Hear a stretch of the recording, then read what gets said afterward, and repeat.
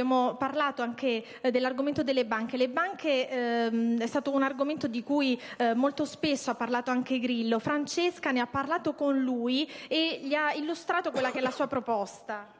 Sì, abbiamo mandato una proposta, purtroppo ancora molti cittadini italiani non sanno che i trattati internazionali permettono all'Italia di finanziare il proprio debito pubblico con un tasso massimo dello 0,75% tramite una banca pubblica. Pensa che la Germania si finanzia allo 0,3%. Purtroppo da noi i politici, chiamiamoli collusi, hanno preteso per anni lacrime e sangue dai cittadini e dagli imprenditori per andare a pagare interessi usurai che sono arrivati perfino al 7%, quindi 10 volte tanto.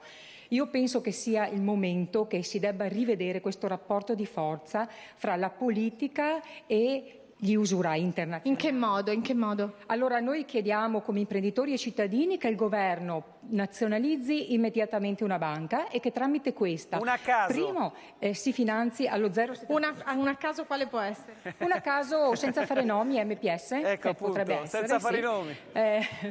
Senza fare nomi, e quindi qui possiamo risparmiare immediatamente circa 15 miliardi di euro l'anno di interessi sul debito pubblico, ma arriveremo fino a oltre 60. Secondo, che apra delle linee di credito per le aziende con un interesse massimo dell'1,5-2%, in modo da far riprendere il ciclo produttivo, perché noi siamo stanchi di essere con l'acqua alla gola. Francesca, inoltre l'Italia...